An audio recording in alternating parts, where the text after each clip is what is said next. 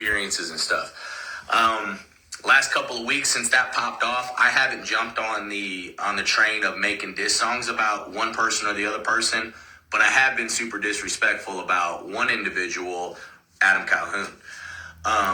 I kind of was calling him out sideways on his posts. I was, you know what I mean, like trying to drag him and make fun of him on some things because at the time, and I always speak from my chest, you know what I'm saying? And sometimes your chest is wrong, but I always speak from my chest.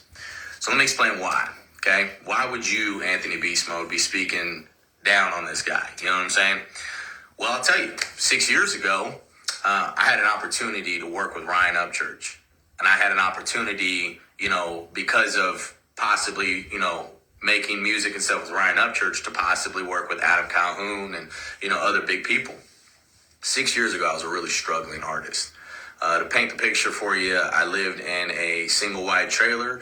I had a brand newborn baby. It was, I worked doing construction and I worked at Tracker Marine doing welding and stuff, and it was a struggle. So for me to get noticed by, people that were really big in the music industry, especially the music industry, the genre of country rap that my roots are in country. So like, I'm not the best country singer. I try these days, but 6 years ago, I could lay down some rhymes, you know what I mean? And I can still lay those rhymes down. And that meant a lot to me, dude.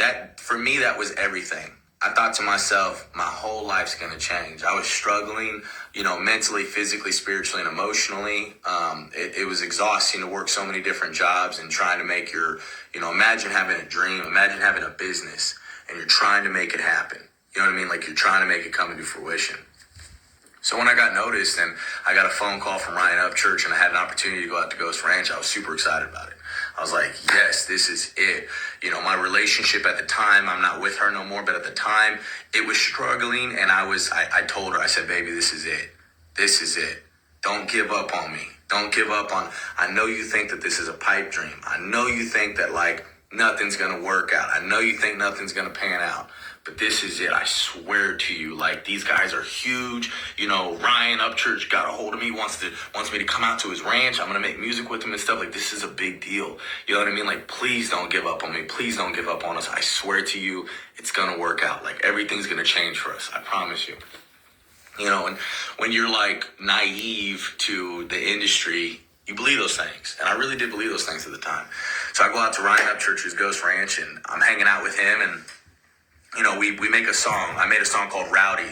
Some of you guys might have heard my song called Rowdy.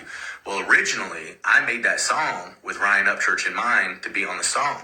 And we actually made the song, for those of you guys that don't know. And, we made the song. It was a rough copy of the song. I still got the rough copy in my folder and stuff.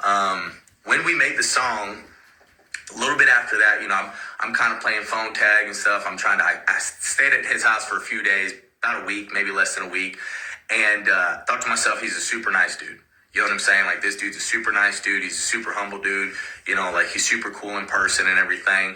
And, again, this is 6 years ago.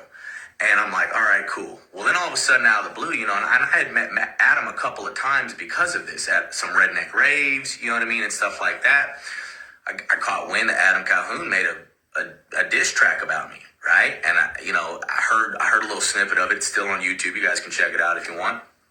Heard a little snippet of it, and, he had sang it live or whatever, and I thought to myself, like, I don't understand. Like, why is this dude talking smack about me? Like, first off, I'm a nobody in the industry, right, at this time, especially, and I'm like, second off, like, I look up to this dude, just like I look up to Ryan.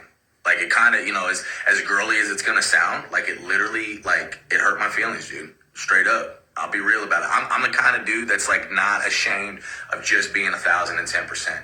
Okay, because again, struggling to make ends meet, struggling working and stuff like that. I'm a daddy, a new daddy at the time. I'm just doing everything that I can to make things work for my family. So like my business with music that I was trying to soak all of my money and everything into, I felt like was like getting kind of sabotaged. You know what I'm saying?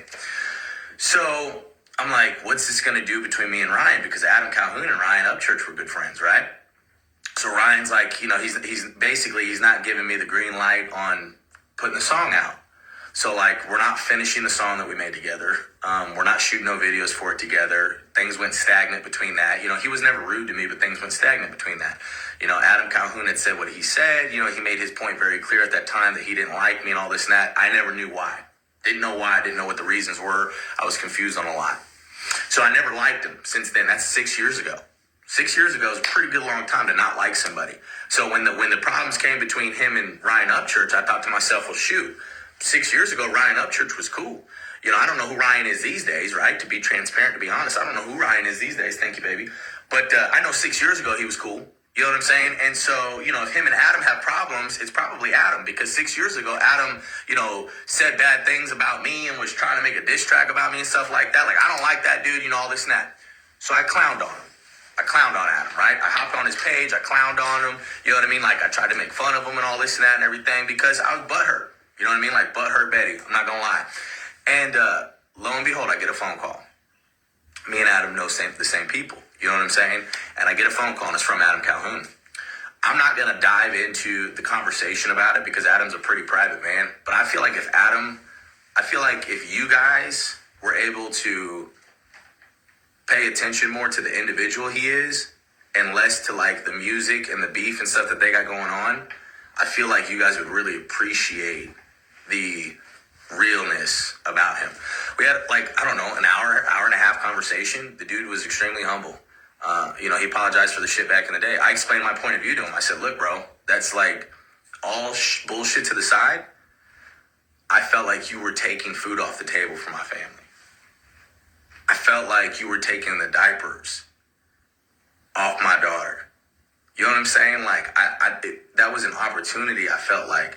And because of that, and because of the way things went, I had to fight by myself. I remember having a conversation with my father, and my dad said, whatever you do, don't quit. Don't give up on yourself. Don't give up on your dream. I lost that, you know, I was married to that woman at the time, so I lost my wife. I had my daughter on my hip. I had black trash bags on my hip. I lost everything. Everything I had, I lost it all. I didn't get no handout from Ryan. No phone calls back or anything like that. I didn't get no help from Adam Calhoun, you know what I mean, saying what he said and stuff. And Adam Calhoun was straight up humble about things, and he was like, I see where you're coming from, man. You know, and I'm sorry about that. Genuinely, I'm sorry about that, and I apologize about all that shit that, you know, we had went through and stuff. Now, I could have been a butthurt dude about it whenever he apologized. I could have said to myself, hey, you know what? No, I don't accept that. That's not cool. I don't believe that. He invited me to come out to his house. He invited me to meet his wife, meet his children and stuff. You know what I mean? Like, see the man that he is today versus 6 years ago. Where I'm from, I respect that.